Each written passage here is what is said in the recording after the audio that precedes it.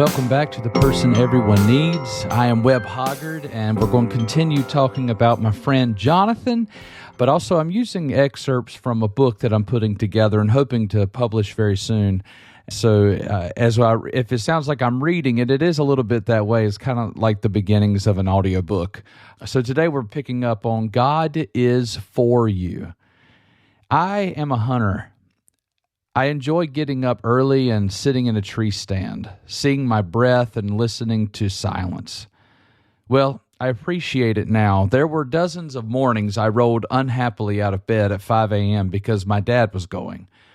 I would do anything to get to be close to him. Dressed like a camouflaged Michelin man, with so many clothes my legs could only swing round in front of me because my knees were unable to bend, I would drag my feet in front of me as quietly as possible. As I shuffled behind my leader showing the way, I would regularly hear, "Hush, man, why are you so loud? Enough." "I'm trying to be quiet, Daddy," I'd whisper. "Shh, we won't see anything all day with all this noise," he'd bark. I would hike up my overgrown clothes again and try to pick my feet up better. With my eyes down, stepping lightly, a spider web spreads across my face. What a horrifying feeling that is. I'd lose my mind, spitting and snatching, trying to get all of it off of me. "Come on, man," I was rebuked. "I'm sorry, I'm freaking out." Gaining my composure, trying to figure the spider web, the wet ground, the freezing forest, and my frustrated father, I set out to walk again. As he leads me toward our hunting spot, I notice that if I step into his footsteps, things are a little quieter because he's already crushed the leaves. My stride has to be a little longer to meet his. Stretching, if I walk right on his heels, the limbs that he is pushing past will also miss me. Meeting his steps, my steps widen, and my walk is more purposeful. As I walked in his literal footsteps, my walk became straighter, quieter, better. I am pleased because I'm not failing nearly as much, and my dad is pleased because I'm doing what he wanted. Many years now separate me from those lessons in the woods. Today, when we hunt together, I walk slower and quieter, lifting my feet high and disturbing leaves and underbrush less. I avoid puddles and holes, and I spook fewer deer. All things I learned by following the master hunter. The walk in the woods is not the only walk that my dad developed. I've seen him walk as a leader and a manager of 3 different businesses. I've seen him run after dreams and enjoy nearly all he's ever desired. He's walked out a life of faith, putting his full trust in God. He's the man in many respects that I hope to become. His walk has inspired and charted my own walk. Now, even though I live a distance from him, my devotion to leading, dreaming, and walking with God is forever branded by his path. Throughout our lives, we can see the clear manifestation of a divine being. There's something within us, even before choosing to follow, that beckons us toward God. It pulls us into the mystery, into faith. Drawn to the unknown and inexhaustible, we must entertain the knowledge of a real God who has a will that involves us. He loves you. He has plans for you. Once we have settled our identity firmly planted in Jesus, we can live vibrant, abundant, adventurous lives. It's time to run. It's time to jump. It's time to take a risk. If God is for you, why would you sit still? Let's do something great. What has he called you to do? What has he designed you to do? What is your destiny? It may not be something easily put into words, but you know what brings you to life. What's holding you back? Actually, forget that. Who cares about the excuses? God is with you. Push back the reasons to not and commit to accomplishing all God has for you. Paul writes in 1 Corinthians 13 that the things that last forever are only faith, hope, and love. At the end of your life, at the end of this world, and at the end of time, all that matters is faith, hope, and love. Faith comes from what we believe, what we know to be true. What are the things you stand on? Well, your identity is firmly rooted in these things. If you believe that you are a child of God, then walk in the confidence that comes with it. Instead of listening to the voices that discount you and said your worth is less, listen to your Heavenly Father. It will play out in other destructive ways. Let faith tell you who you really are. Hebrews 11:1. Now faith is the assurance of things hoped for, the conviction of things not seen. Hope is the doggone determination to see what you believe become true. If your faith says you're God's kid, then walk out in front of Goliath. Pray with the windows open. Stand when everyone else kneels. Because of what I stand on, I can walk, knowing God has me. Your destiny is so closely tied to hope and courage. When I was about to graduate from high school, I went through an awful season of anger and belligerence.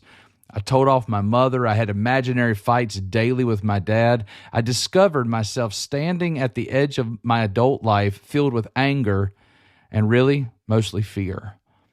One night, coming home late in a typical demonstration of teenage independence, I walked into the living room to see my dad waiting up for me. It was startling. Since my mom is usually the one who stays up and is usually the one awake, he was always, early to bed and early to rise. So this simple departure from that norm let me know that things were not okay and I should be a little concerned about it. What's gotten into you lately? My dad said. Nothing. I don't know what you're talking about. Dad said calmly, you've hurt your mother. She's crying because of how you've treated her and everyone near you. This isn't like you. This isn't who you are. What's going on? Conviction gripped my heart. It tore me apart. All my anger melted, and I sat there like a 4-year-old's heart in a 17-year-old's body. I unleashed all my fears. I quoted dozens of adults who told me, enjoy your high school because life is over after that. Their constant taunting left me feeling hopeless and terrified. I capped my dissertation to my parents by shouting, so there, my life is ending. What else do I do? What else do I have to look forward to? My dad sat with confusion all over his face, Mama with tears in her eyes. I could feel her love from across the room. Over? Son, your life is just beginning. I wouldn't go back to high school for all the money in the world. Until now, your life has been dictated by someone else. Finally, you get to build something. My dad's words swept over my heart and swept away my fear. Anger fled. Possibility and opportunity flooded into my heart. I saw for the first time in a long time that life is good. Life really is what you make it. So you can let your wrong beliefs corrupt your faith, and you can let unfounded fears stall your hope. But the truth is that life is pretty good if you see it that way. I believe it's impossible to love at all if you don't have faith and hope. The darkness of fear and dread flushes out the light of serving and joy. Preparation is the attitude of life. So what are you preparing for? Do you believe your tomorrow is better than today? It can be. Are you confronting your greatest battle head on? Or are you letting them conquer you? Come on, stand up, man of God. Get ready. Prepare. What are you doing today to bring to pass the dream that seems too big to come true? The world needs to see some people with outlandish courage and the confidence that they can accomplish anything. Stop asking for permission and begin working towards your dream. No one else is going to bring your ambitions to pass. Don't wait for another season. We spoke earlier of Jesus being the Christ, the Messiah. He's the one that grants you the right to see yourself as a child of God. He is our sacrifice and substitution that provides a relationship with Almighty God. Jesus, or Yeshua as it was pronounced in his day, was basically what we say is Joshua in Hebrew. The meaning of this word was strategic. It means to rescue or to deliver. Jesus came to be your hero. His mission rescued you, to deliver you from your enemies, addictions, and limitations. Jesus took upon himself all our failures, brokenness, and sicknesses, and has replaced them with strength and power. We are now able. Let us storm the darkness and fear with courage. What is the mountain standing in your way? Who is your giant? Don't cover it. Don't cower to it. Prepare for battle. Maybe your issue is relational. Broken connections are usually due to things that mean far less than the relationship. Don't lose human connections over insignificant matters. Nothing matters more than people. Your mountain may be a career goal. God loves ambition. There's no shame in wanting to accomplish great things. Some of us are struggling emotionally. Many believers have wrestled with depression and anxiety. It's a formidable foe. Prepare for battle against the darkness. Stand up to it. Is your mountain a physical ailment, chronic pain, or a disappointing medical diagnosis? Can seem like an unscalable wall. The grace of God can be with you to give you what you need. Maybe you want to hit some goals in this area. You have what it takes. Jesus is strong enough to supply whatever it is that you need to conquer every mountain, enemy, and trial. For nothing will be impossible with God. Luke chapter 1, verse 37. We've already started as a part of your identity formed in Christ that God is for you. We've established that. Now, we add to that identity of purpose, power. He empowers his purposes. You have all you need to live fully. Identity settled. Let's launch into our destiny.